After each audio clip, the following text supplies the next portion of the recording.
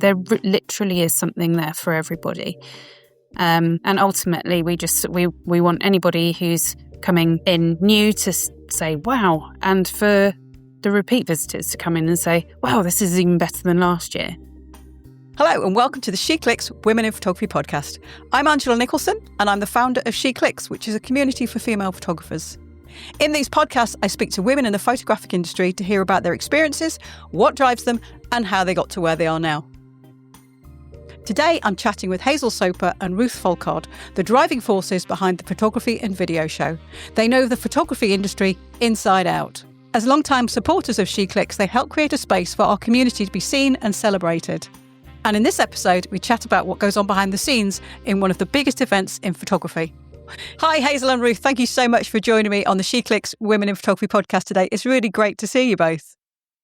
Thanks, you as well. Really good. Thank you. Thank you very much. Now, you've both been a part of the photography and video show for quite a few years now. What first drew you into working on events in this scale? I think, Hazel, you joined first, didn't you? So maybe you'd like to start. Yes, I think I've been on the show, since August 2015. So there's obviously something about it that keeps me around. My entire career has been in events. I got into exhibitions and trade shows, a bit like the photography and video show a few years before, probably about 10 years before. And I just find the pace and the variety and the kind of creative aspects of what we get to do very hard to replace in terms of moving onto anything else. Yeah. So you like the pressure of the deadlines? Oh, I love a bit of pressure. I might quote you on that. What about you, Ruth? Well, yeah, I think I'm also one of those people who needs a bit of pressure to get it all through. So I started just about a year after Hazel on this show. So the first show I worked on was the photography show 2017. Gosh, it feels like a long time ago now, doesn't it? It is. It is. But yeah, so I initially worked in like media and publishing, and we were doing a few events and stuff, and that was always my favourite part of the job. I always loved being on site, whether it was as an exhibitor or as an organizer. I just loved being on site and seeing everything come together, and the sort of face-to-face kind of community aspect of it. I just loved the feeling of that, and kind of working on something for a while and then eventually seeing it all come together. So yeah, that's how it's been for me. It must be great because you do see a real start, middle and end with the photography show or events, don't you? Because you put it all together, then people are there enjoying it, and then at the end it closes and you get to hear what people think of it. Yeah, which can be good or bad, but in our case it's usually good, thankfully. Yeah. People really do love the show, and we get lots of feedback in our surveys and so on, and obviously we get all sorts of comments, but we read them all and we talk about them. So yeah, it's good because it's very much an event life cycle, and then you kind of go on to planning the next one and start all over again. So yeah. Hazel, how do you think the show has changed over the years that you've been working on it? From an audience point of view, we have more kind of visual storytellers in, so the content creators and the video people. So it's not just about traditional photography anymore, as you know, but photography remains at the heart of what we do. I think I caught our boss, the head of events, Johnny, saying something about photography the other day, and I was sitting there thinking, but it's video as well. So it's hard to forget what's at the heart of it. I think one thing certainly is a change in the way that we and the industry look at what you've been a huge part of, and that's the kind of demographic balance. And I think when I first started, I could show you some pictures that would make you all chuckle, and would have been there. Very, very middle-aged male. Mm-hmm. And from the very beginning, we've had it as part of our strategy and our objectives to rebalance that and to make women feel more welcome, make women feel more like they should be there. Valued, I guess. I think is valued, yes.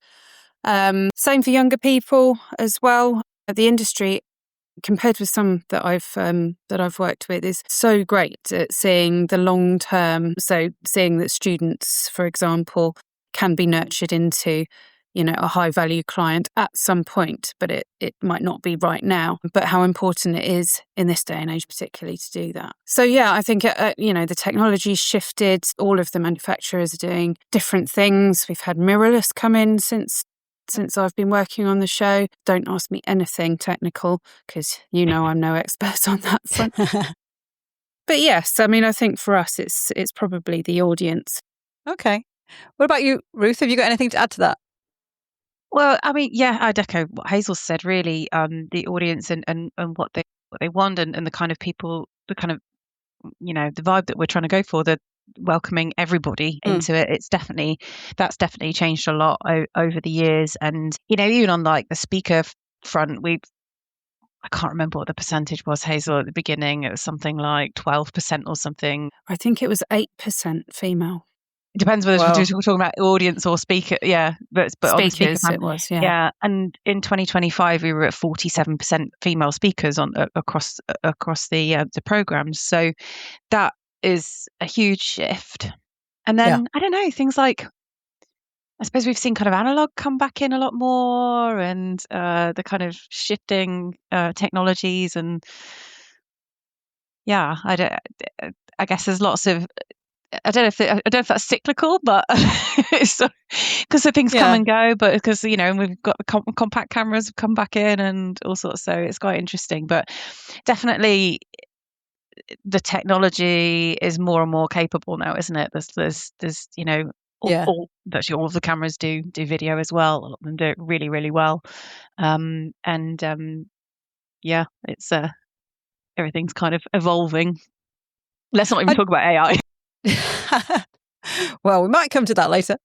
I don't know if you know, but very early on when I was thinking about starting SheClicks, I had a conversation with you, Hazel, and I asked you about representation at the show. Now, obviously, I've been there and I know what it looked like.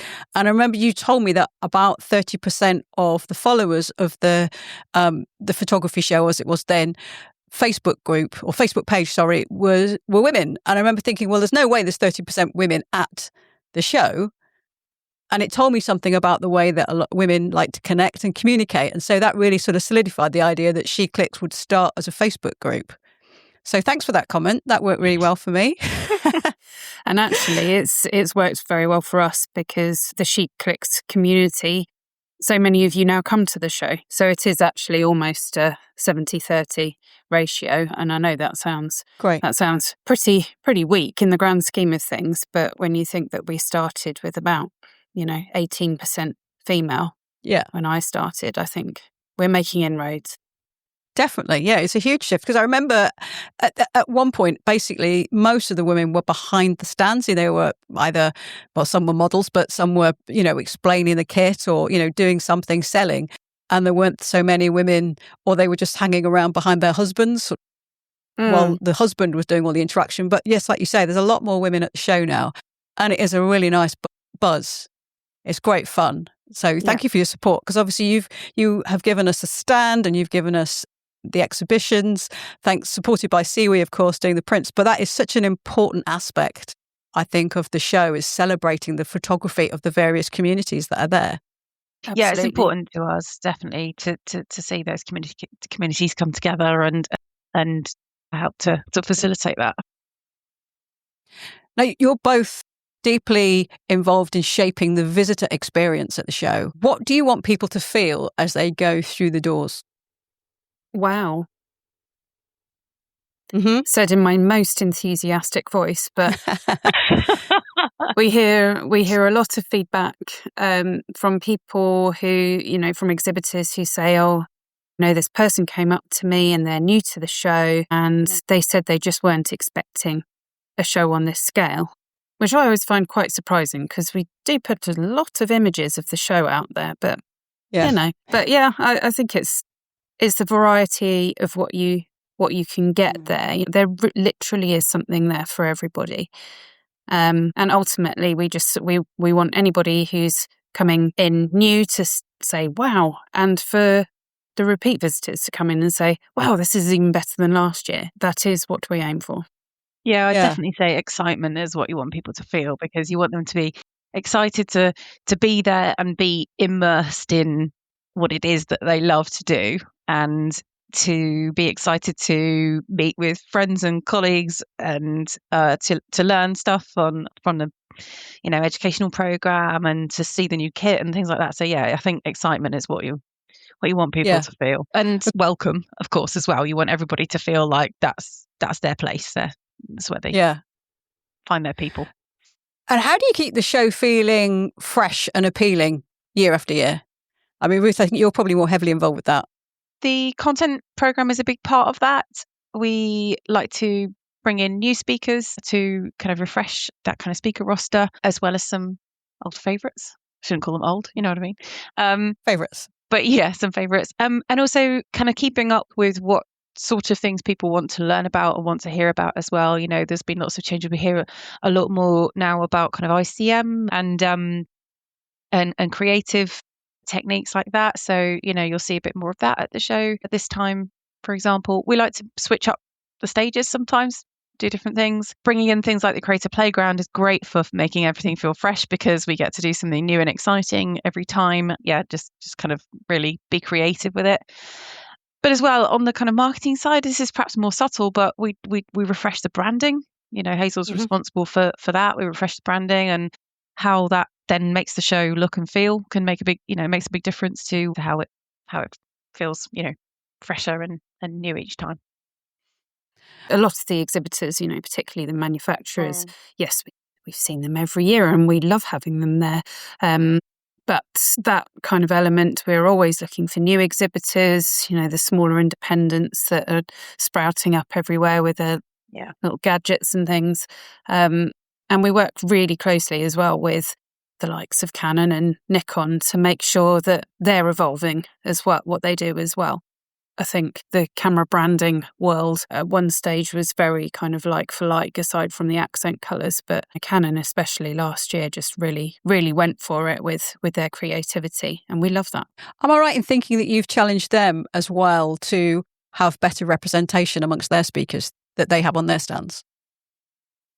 I think it's been a consistent thing. We always talk about it, and we let them know that it matters to us and matters to a lot of other people. And I think that makes them up their game as well. So yeah, we've definitely talked to them about that in the past, and we put out some guidance generally with our exhibitors as well about kind of model usage and stuff like that, so that people are thinking a little bit more inclusively, and kind of moving away from the kind of tackier side of things.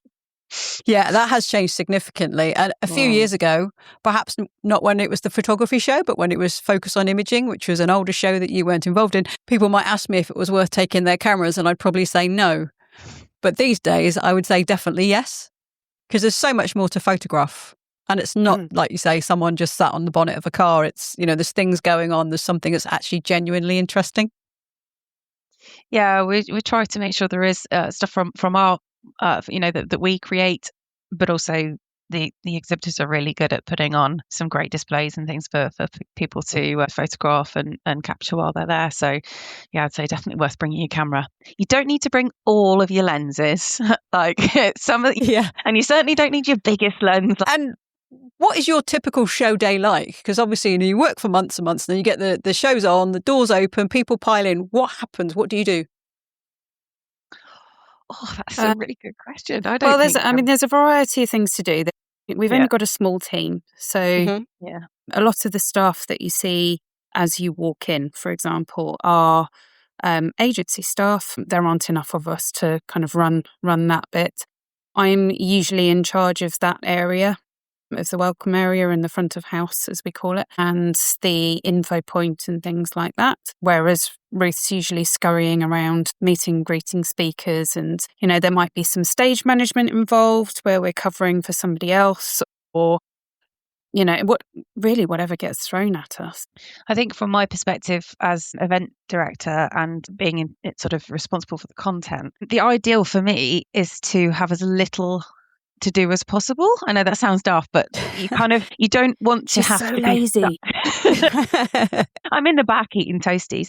No, you don't want to be rooted to a particular area. So, once the show, we kind of come in early, sort of, I don't know, 7:30, 8:00, and we're there making sure everything's set up, everything's, sometimes there's particular sessions that you need to make sure the logistics are happening for, or things like that. But the ideal for me is to kind of not be rooted to one spot, and to be able to just circulate around, keep an eye on the different stages, keep an eye on various different things that are going on, and staff as well, make sure that they're happy. And just kind of troubleshooting, really, because stuff always happens. There's always bits and bobs that you need to sort out, and that's what it's like. But we're there for the whole day, and then if there's networking stuff afterwards that we have to organise, like there's always an exhibitor gathering, and there's the pro networking on the Monday, and so on. So we have to be there, just making sure all that stuff's happening, and all of that. And then eventually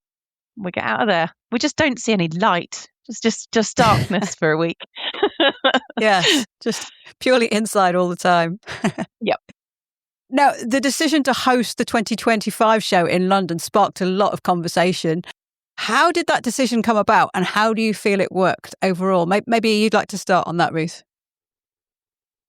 Yeah, sure. So it's been something we've talked about for a while. When we look at the sort of geographical split of our attendees, I think it's about 20% usually come from London and the South East, but we know that there's a big pool of creatives down in London and South East. Mm-hmm. And then particularly when you start to look at video and content creation and stuff as well. So we're always being challenged by our exhibitors and, by the manufacturers and so on to bring new people to the show, to bring people that haven't been to the show before, people that have just felt, that they've maybe been once, but they feel like it's too far to travel and so on. So we just felt that bringing the show to London would enable us to essentially bring the audience, bring the show to a new audience, and widen that pool, really. So we did that. We definitely had a lot of new people at the show. It's something like 65-70% of visitors were new to the show this time. So that was definitely a positive. Lots of learnings too, but there always are. Yeah.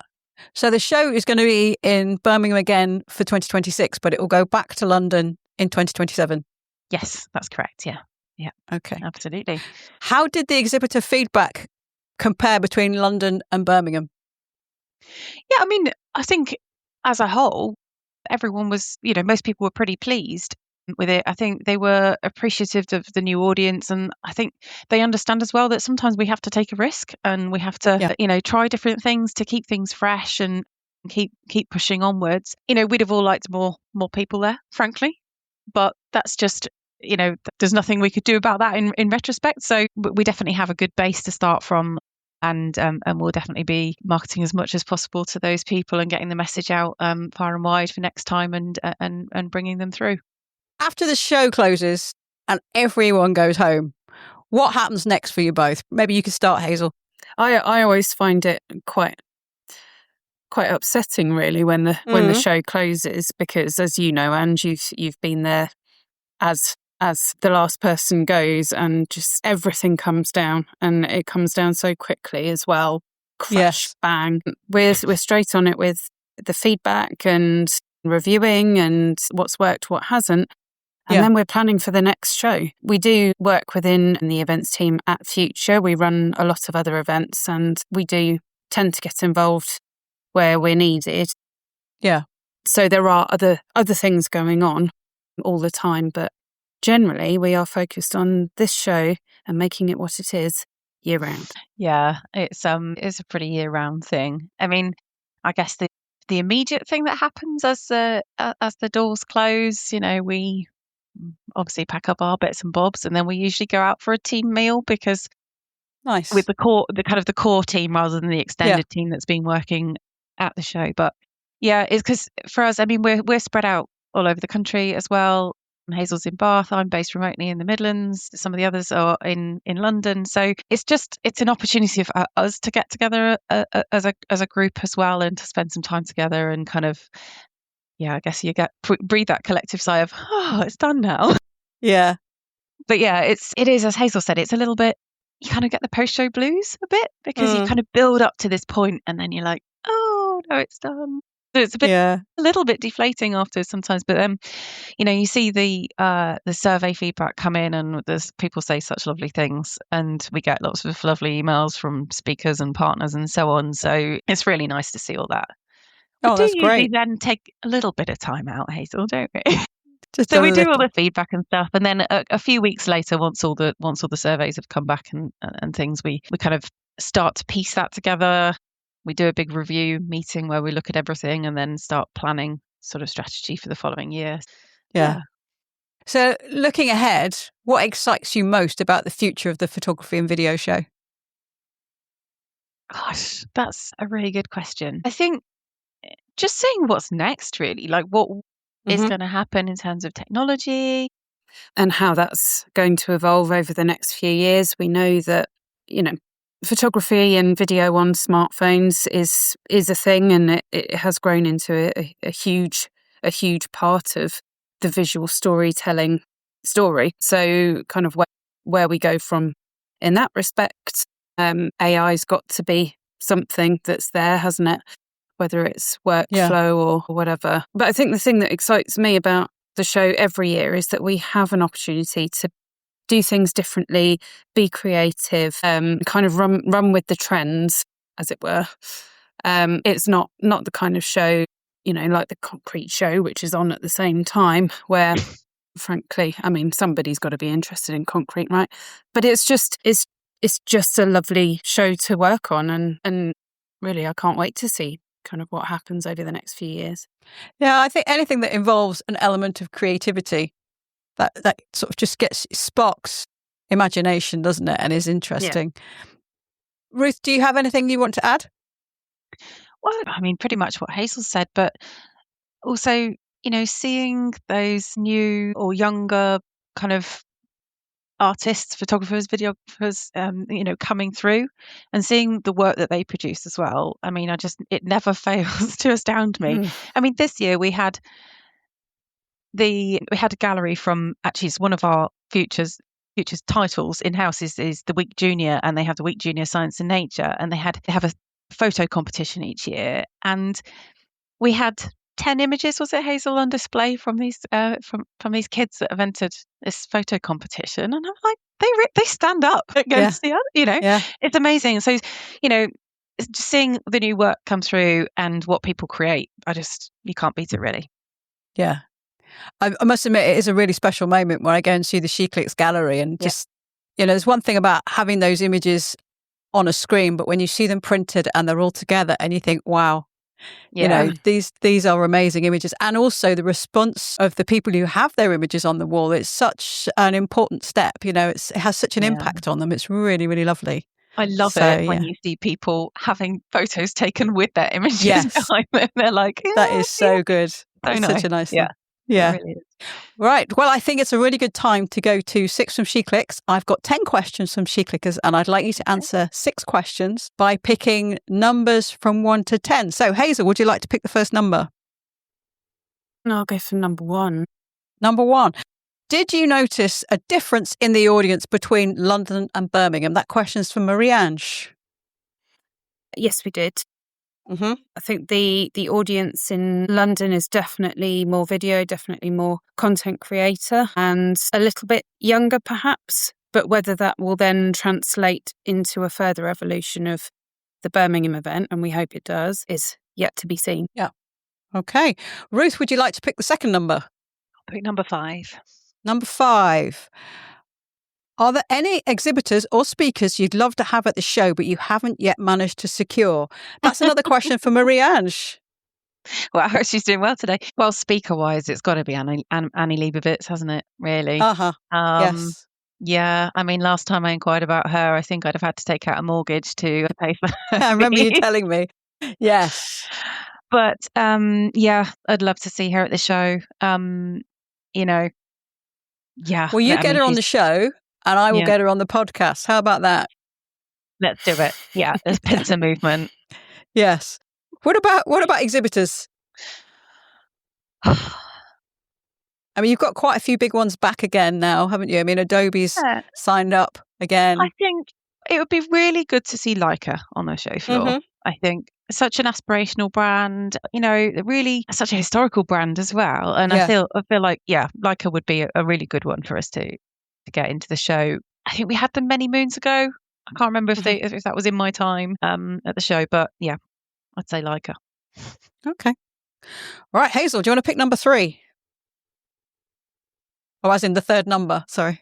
Well, I will pick number 3. She's like, pick number 3, pick number 3. A few people ask this. How far in advance do you start planning each show? The day we close the show. Yeah. Technically, Honestly. isn't it actually earlier than that? Because you have picked the dates, haven't you, before then? Yes, we will have confirmed the dates. So we've confirmed the dates for 2027 already and 2028, I think. And,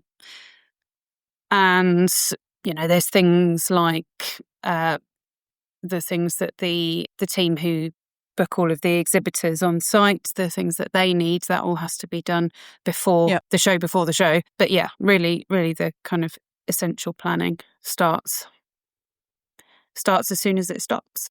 Yeah, I mean, I Okay. think with the kind of London and NEC, London and Birmingham rotation now as well, we're kind of seeing it a bit more as a 2-year cycle, really. So there are certain things that we're planning already for London 2027. Yeah, and That's as Hazel exciting. said, yeah, you have to have the floor plan all ready Yeah. for the next show, ready for exhibitors to rebook on site for the next time and all that. So yeah. Yeah. But then kind of, I guess the kind of nitty gritty stuff starts shortly after the show. Okay. Ruth, do you want to pick the 4th number? Number 8. What do you think people would find most surprising about your jobs? That question is from Liz. What would they find most surprising about our jobs? I mean, I don't know if this is surprising. People think events is glamorous. It's not really. I don't know. What would they find most surprising about our jobs? Probably actually that we're such a small team. I think people don't realise that there are actually only a few of us that work on it all year Yeah. round. Yeah, as Hazel said earlier, we sort of drag other people in at the show and sometimes closer to the time as well. But yeah, we're a really small team that work on it, so that's probably what's most surprising. Any thoughts on that, Hazel? Well, the best example of that was it wasn't the photography show that I did. I was working at one of our Women and Home events a few weeks ago, and I had a conversation with one of the attendees about the fact that she'd seen me in different places about 4 times. So there's a little bit about if you know Peppa Pig and Miss Rabbit, who turns up in every single shop as she's a shopkeeper, she's a nurse, she's a firefighter. That's basically our team, and it's not very glamorous, really. Yeah, this is true. We do, like, I suppose you could be involved in a few different industries and be in a few different places, and we'd still be there. We might be checking, scanning people in for registration on one show or managing a stage on something else. Yeah. Okay, so your penultimate number then, please, Hazel. 9. This is an interesting one. What is your favourite stage or zone at the photography and video show, and why? That question's from Liz. I think for me, it's going to be Photo Live. I'm a very not a very good photographer, I would like to add, but a very visual person. And I love watching the live demos and how things are kind of done in practice. So that would be it for me. Yeah. What about you, Ruth? Well, I probably would have said that too, but I mean, the creator playground is a really fun place to be. So we do love making that. Yeah. As a sort of second to that, I'd say behind the lens is really nice at the show, because it's always a darkened theatre, so you see, it shows off the images really, really well, and it feels really special in there. if I could pick one from the past, I'd probably pick one of our kind of the feature stages that we did. We did when we did Wedding and Portrait, or The Great Outdoors. That was really good. We did The Great Outdoors with all the bluebells in the background, and yeah, that was fun. Great, excellent. Okay, so your final number then, please, Ruth. Did we do number 2? No. Okay, so what criteria do you use when selecting speakers for the stages? That question's from Paula. Lots of criteria, actually. Really, it's quite an involved process, and it goes on probably much longer than it should do. By which I mean, I probably should get back to some more people that I haven't got back to yet. But yeah, we invite people to apply is the first stage, and then we also talk to all of the the exhibitors and see who they want to put forward. They apply as well. I guess because we have to cover so many different things at the show, we have to firstly kind of plot out a skeleton program and see where that leaves us, and sort of we go through and see which submissions we think are interesting, different, what different points do they cover. We sort of look at everything from kind of like the demographics of the speakers to the subject matter they're covering, and whether have they spoken before, have they spoken at different shows before. So there's lots of different things involved in it. At its core, it has the subject has to be interesting and well delivered. So we just have to be confident that it's going to hit all of those things. But in essence, there's lots of different elements to it. So it's picking people that we think are going to speak well, deliver the content well, a good spread of content, and how we think that information will come across. And presumably the headline speakers, you approach them. They don't have to fill out an application form. Yes, although occasionally they have. But that's nice. But yes, we approach them. Yeah, that's kind of we look at survey responses, because we always ask in the surveys, who would you like to see at the show? We look at people who are, doing interesting things. They might be doing exhibitions, or they've got new books out, or things like that. And I kind of have We've definitely asked Angela Nicholson before for her recommendations. I think the SheClicks community have been asked before as well. Yes. Yeah. And yeah, well, we do take recommendations all the time. Sometimes somebody will say to me, have you ever thought about this person? I'm like, no, that would be really good. Let's have a look at them. But yeah, I kind of have an ongoing list of people that I'd like to see at the show. And yeah, we kind of look at where those people sit in the kind of overall scheme of, which genres they are, and try and balance it all that way. Yeah. Oh, fantastic. I'm really excited about the show coming up in March. It's the 14th to the 17th of March, isn't it, at Birmingham NEC? Mm-hmm. It is. In the UK. Fabulous. Well, I can't wait to see you there. Thanks very much for joining me today. It's been great talking with you. Thanks very much, Thank you, Ange. Speak soon. Cheers. Bye-bye. Thanks for listening to this episode of the SheClicks Women in Photography podcast. I hope you enjoyed it. Special thanks to everybody who sent in a question. You'll find links to the photography and video show's website and social media channels in the show notes. I'll be back with another episode soon, so please subscribe to the show and tell all your friends and followers about it. In the meantime, enjoy your photography.